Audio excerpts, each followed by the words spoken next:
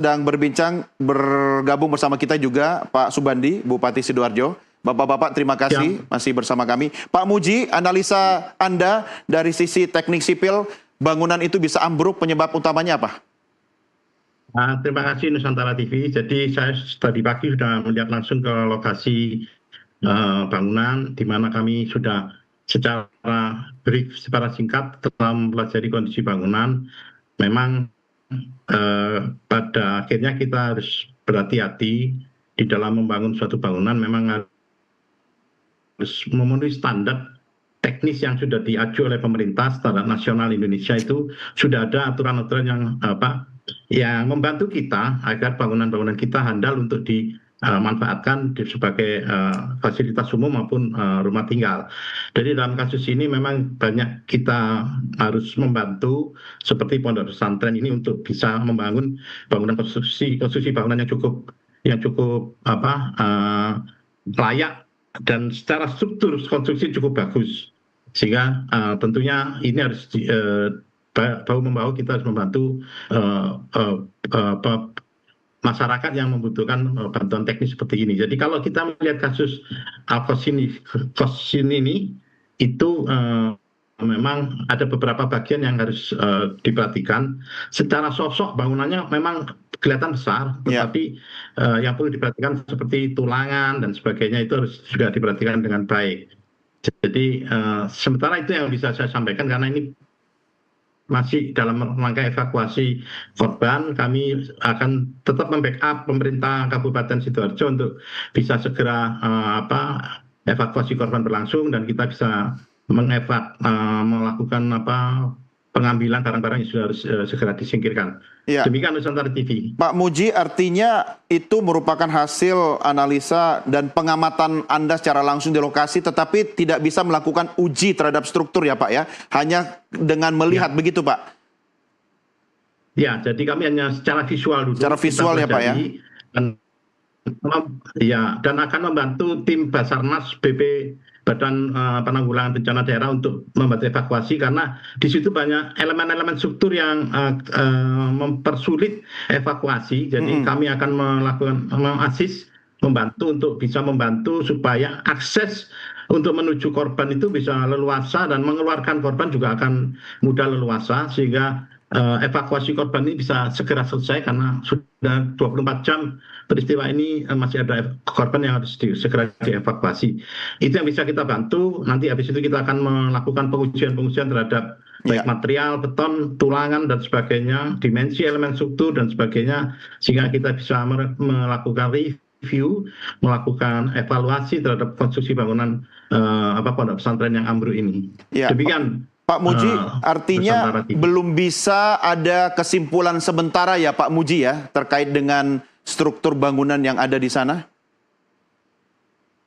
Ya, kesimpulannya memang ada beberapa bagian yang luput dari yang melaksanakan pembangunan ini untuk betul-betul supaya bangunan ini aman, menerima beban-beban yang bekerja, baik untuk bangunan sekolah seperti ini, karena bebannya itu juga akan bertambah terus, dan mengingat bangunan ini adalah bangunan tumbuh dari lantai 1, lantai 2 sampai ke lantai 3, sehingga perlu adanya bantuan teknis agar apabila ini dibangun itu harus betul-betul memenuhi kaidah teknis yang berlaku.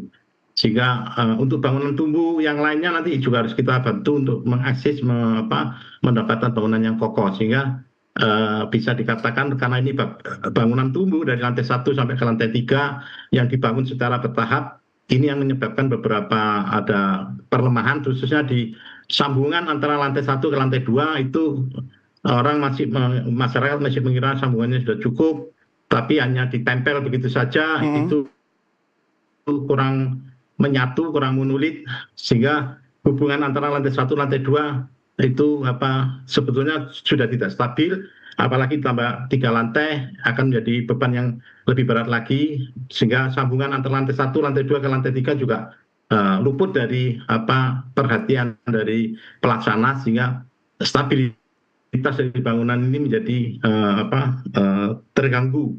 Selain itu bentuknya memang tidak simetris ya, karena mengikuti kondisi tanah lahan yang ada. Saya kira itu perlu perlu pemeriksaan lebih lanjut lagi, lebih detail lagi. Nanti kita akan membantu pemerintah Kabupaten Sidoarjo untuk memahami secara teknis. Ya, Pak Muji, saya ingin klarifikasi Anda, bangunan yang ambruk ini adalah keseluruhannya merupakan bangunan tumbuh yang berbeda dengan bangunan utama atau bangunan yang induknya, begitu Pak Muji?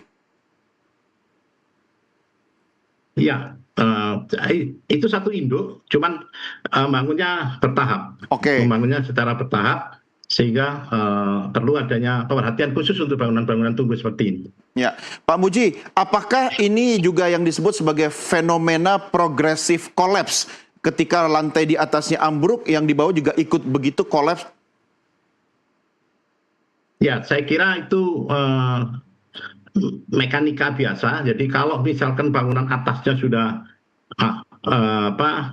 sudah kolaps ya, sudah roboh, secara beruntun akan menimpa lantai-lantai di bawahnya, dan itu akan seperti massa yang cukup besar menghantam bangunan di lantai, sehingga terjadi stimulasi keruntuhan secara beruntun, sehingga akan melihat seperti bangunan yang runtuh berkelanjutan seperti itu.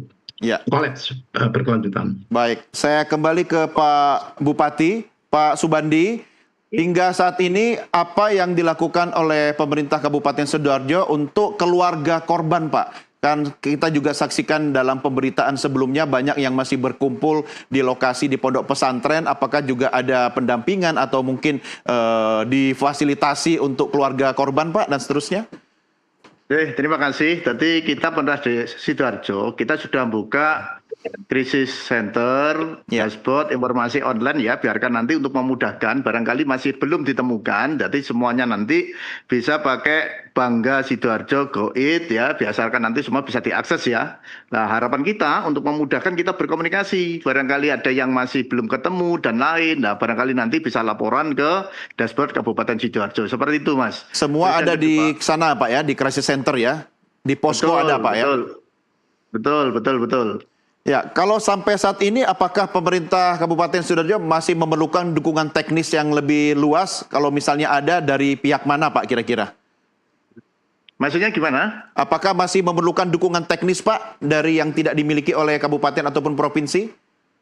Kalau hari ini semuanya mestinya kita bisa kita selesaikan dengan baik ya, karena kita ada kerjasama yang semuanya sudah jalan. Tinggal kendala teknisnya ini adalah medannya. Ya, karena kita alat berat tidak bisa. Kondisinya yang bisa kita lakukan adalah manual.